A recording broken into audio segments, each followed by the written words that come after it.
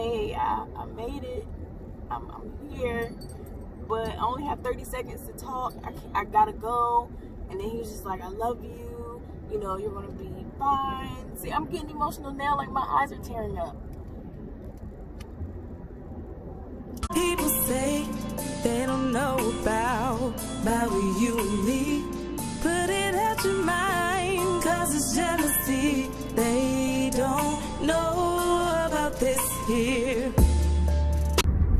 What is going on, y'all? It's your girl, CandyC, and you are in the place to be. Today's story time is taking place in the car because we are on our way back home from our, mini vacation. So we're on our way back home, and I decided to do my story time in the car while we had nothing else to do. So where I left off last time is the bus ride from reception to the basic training site where I was going to be for the next couple of months doing the training. So the bus ride was probably about 20 minutes, and it was a really long 20 minutes because our heads had to be in our lap the whole entire time. We weren't allowed to look out the window, even though, you know, my head in my lap and I'm kind of like looking over to the side a little bit to see out the window, but you couldn't really tell where you were going. All you see is woods and trees and stuff like that. So as soon as we pull up, before the bus even comes to a halt, the drill sergeants are sitting up at the front and they're yelling, get up, get up. And then the bus stops, and then they're like, hurry up and get off the bus. Hurry up and get off the bus. So as you're getting off the bus, they just want you to run. You don't know where you're running to. You just have to kind of like follow everybody else and then listen to what the drill sergeants are saying. And we have all of our stuff. So we have like our duffel bag, our book bag, and I think, was it 2 duffel bags? Or I think it was 2 duffel bags full of stuff and then a book bag. So I was kind of like towards the back of the bus, and I tried to hurry up and put my bags on in a position where I can like actually carry them because I didn't want anything to fall. So I think I like strapped my book bag to the front of me, and then I had one duffel like hanging on one shoulder and the other one was on the other shoulder. So actually, I think it was one duffel bag, because when we got off the bus, they told everybody, put your duffel bags over top of your head. And so we're putting our duffel bags on top of our head. We're trying to run to wherever we need to go, and they're trying to tell people, go this place, go that place, and hold your duffel bag up, don't drop it. People's duffel bags were dropping. I think this guy in front of me, I can tell something in his duffel bag was leaking, because you can see like the dark spot forming, like maybe like his lotion busted or his soap or something like that. So we're holding the duffel bags on top of our head, and they're like, don't drop the bags, don't drop the bags. So at this point, I go into like full soldier mode. Like, I'm like, all right, bet, I got this. And I'm just like, I got this straight face, and I got it over my head. And you better not look at them drill sergeants either. They're in your face saying, I don't even know what they were saying, but they was just talking. So it was about 30 minutes of that until they actually told us that we can put our duffel bags down on the ground. So everybody had a different color on their duffel bags, which let us know what platoon we were going to be in. So they wanted you to go to the color that was assigned to you. So everybody went to their different colors, and that was the platoon that you were going to be with the rest of the time. So once everybody got there, then they took those group of people to their bay, and then we went to our bay, and we had to turn in all of our civilian stuff, and they put them in lockers, and they made us do layouts to make sure we had everything, 1, and 2, to make sure we didn't have any contraband from reception. So after we did all that, they gave everybody a Ziploc bag that we were going to put our phones in, because now it's time to take our phones. Now it's really time to, you know, break us down it's time to be in complete training mode. So they gave everybody a bag, and we had to put our names on the bags, and then we put our cell phones in the bags. But they told us, like, at this point, I'm like, dang, like, I can't even make a phone call. I can't even text. So I'm starting to, like, feel like a little bit emotional. But then they told us, you know, hold on to your phones in your bag, turn them off for now, because y'all are going to be able to make your phone call shortly. So by the time everybody figured out how to follow instructions, and by the time we all put our stuff away and got situated and made sure everybody was where they were supposed to be, went through, you know, some rules and blah, blah, blah, it was probably like 2 or 3 hours later. At this point, I'm hungry. I don't remember what time it was, but I was hungry and I was just ready to call home. But I knew that the reception was bad. Like the service, I knew the cell phone service was bad when I was in reception. So I was really, really hoping and praying that it wasn't going to be the same when I tried to make a phone call out. So finally the time came and I was able to, we all went downstairs on the, dang, I forgot what they call it. It's like the platform where we meet up every day. The drill pad, yeah. And we get out there and they're like, okay, everybody pull your phones out. You're going to have 30 seconds to make a phone call. You only get one phone call.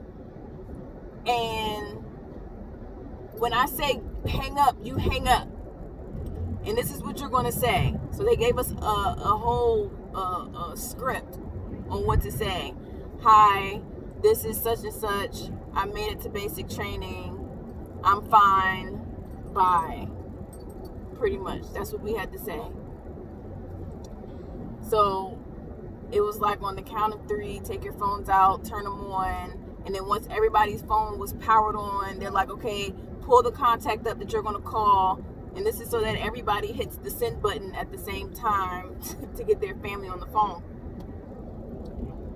So, it's crazy because I remember it like it was yesterday, and I told myself I wasn't going to cry because I heard that this was like one of the emotional parts of basic training. Like your first emotional part of basic training was going to be that phone call home to let your family know that you made it. So, of course, I called my husband. And I was like, Lord, please let him answer the phone. And it's kind of a blur now, and I have him with me because I want him to like share his side of the story. But I made the phone call, and as soon as he said hello, I started like tearing up. And I was just like, hey, I made it. I'm here, but I only have 30 seconds to talk. I gotta go. And then he was just like, I love you. You know, you're going to be fine. See, I'm getting emotional now, like my eyes are tearing up. That's crazy. But I'm going to let him share his part of the story and like how it went for him that first week of me being gone and how he was able to handle it. What he probably remembers more than I remember. So there I am. And I'm waiting on the phone call because I know it's about to happen.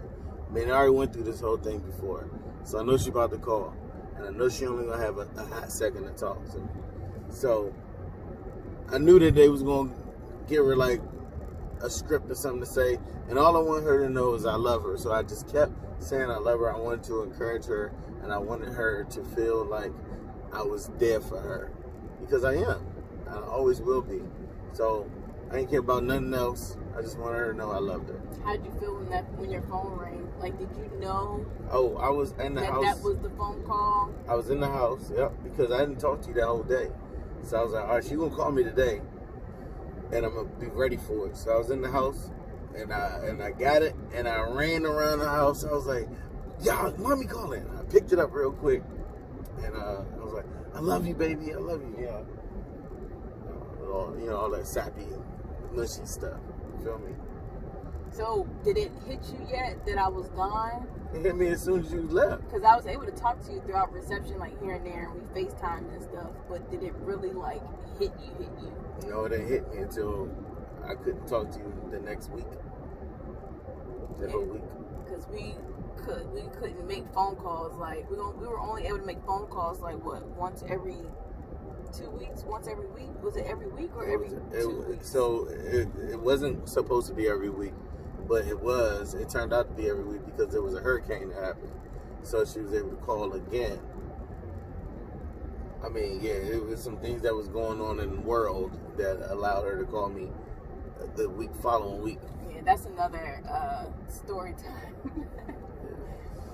But so yeah, some people's phone actually wasn't working, and some people had family members that didn't even pick up the phone, and some people were crying. So it was like a whole lot going on just in that little bit of time because everybody was doing the same thing.